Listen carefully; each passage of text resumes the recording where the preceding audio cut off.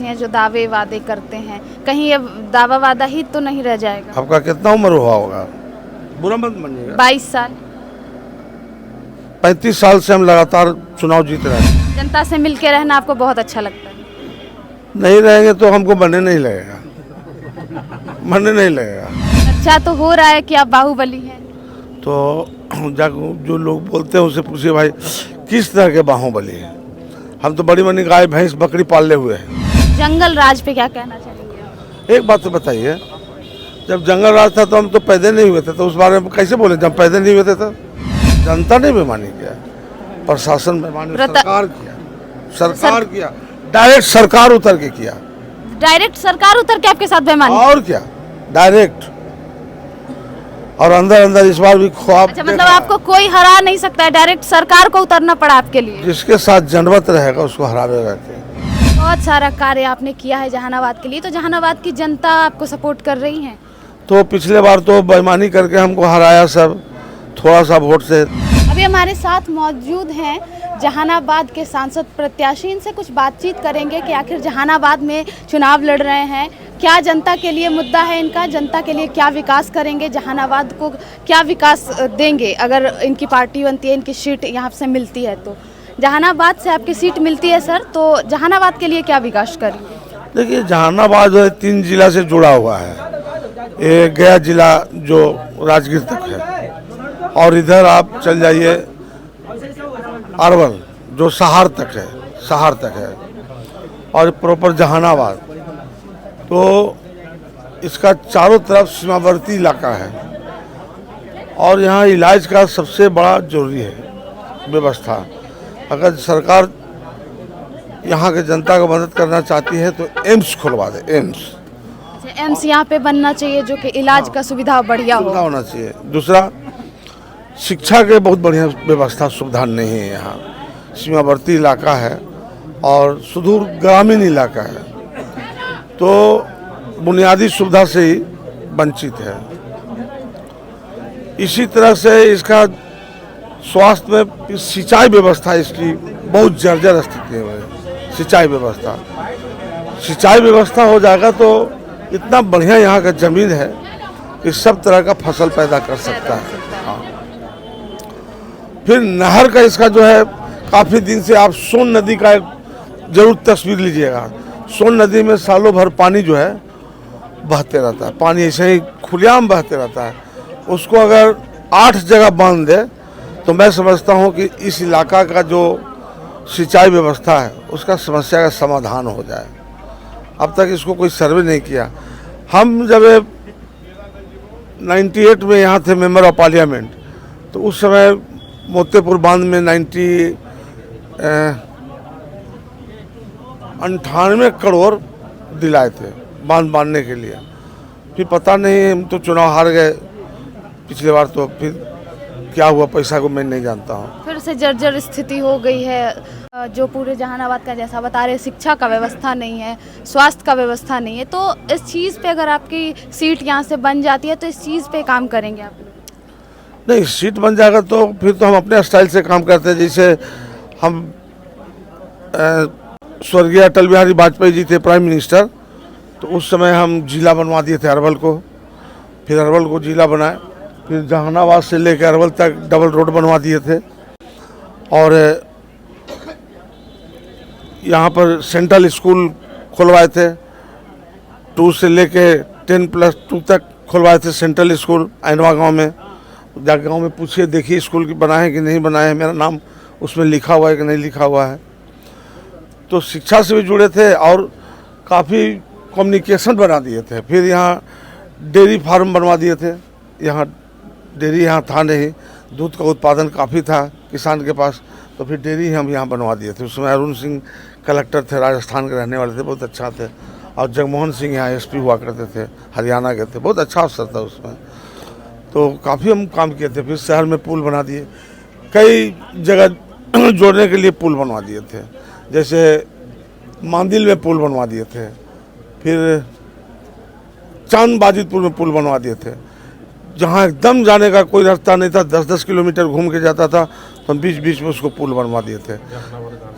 फिर जहानाबाद गांधी मैदान है, वहाँ पुल बनवा दिए। तो हमारा ये काम है विकास करना, अब विकास से मेरा विश्वास है। बहुत सारा कार्य आपने किया है जहानाबाद के लिए, तो जहानाबाद की जनता आपको सपोर्ट कर रही है? तो पिछले बार तो बेईमानी करके हमको हराया सब, थोड़ा सा वोट से, करीब 1500 के आसपास से। अच्छा, जनता बेईमानी कर दी? जनता ने बेईमानी किया, प्रशासन बेईमानी, सरकार किया, डायरेक्ट सरकार उतर के किया। डायरेक्ट सरकार उतर के आपके साथ बेईमानी? और क्या, डायरेक्ट। और अंदर अंदर इस बार भी ख्वाब। अच्छा, मतलब आपको कोई हरा नहीं सकता है, डायरेक्ट सरकार को उतरना पड़ा आपके लिए? जिसके साथ जनवत रहेगा उसको हरावेगा के। जब हम ईवीएम से चुनाव जीत गए तब पोस्टल बैलेट से हम हार गए, तो खुला हुआ कैसे था? क्या काउंटिंग में बिजली गुल होती है? क्या काउंटिंग में जनरेटर चलता वो भी गुल हो जाता है? 4 घंटा क्यों गुल हो गया था दोनों चीज? अच्छा, 4 घंटा जनरेटर गुल हो गया था? और बिजली भी? बिजली भी। तो जो वोटिंग है वो ठप पड़ गया था? पोस्टल बैलेट का, ईवीएम से तुम जीत ही गए, घोषणा हो ही गया। पोस्टल बैलेट वाला ठप पड़ गया था? हाँ, बाद में लाया अंधाला में। अंधेरे में किसको वोट दिया जा रहा है कुछ पता ही नहीं चल रहा? दिया नहीं हो तो पोस्टल बैलेट बाहर से वोट लग के आता है, लोग क्या आता है। अच्छा, ये आप अभी हैं, अभी जनता आपकी कितनी साथ दे रही है, और जहानाबाद में क्या क्या मुद्दा है जो जनता आपसे मांग रही है कि अगर आप यहाँ से सांसद बनते हैं तो इस मुद्दे पे पहले काम करिएगा? देखिए, मुद्दा जो है पॉलिसी सरकार बनाती है, जो पॉलिसी सरकार बनावेगा उसका 16 आना यहाँ पर जमीन पर हम उतार देंगे। 16 आना उतारने का काम करेंगे? अच्छा, बहुत सारे प्रत्याशी हैं जो दावे वादे करते हैं, कहीं ये दावा वादा ही तो नहीं रह जाएगा? आपका कितना उम्र हुआ होगा? बुरा मत मानिएगा। 22 साल। 35 साल से हम लगातार चुनाव जीत रहे हैं, 3 बार मंत्री रहे हैं, 1 बार मेंबर ऑफ पार्लियामेंट रहे हैं, 1 बार हाउसिंग बोर्ड के चेयरमैन रहे हैं। आप जोड़ लिए, अंदाज लगा लीजिए, कभी हारे नहीं हैं। तो मतलब मान के चले कि जनता आपकी पूरी साथ दे रही है, और जनता को भी आप पूरा जो है कि जितना वादा कर रहे हैं उतना सब जनता को दे रहे हैं? ये जो प्राण है ना, ये जनता के लिए है। ये मेरा जो है धड़कन, ये जनता के लिए है। जनता के लिए ही धड़कता है? उससे हम अलग रह ही नहीं सकते हैं।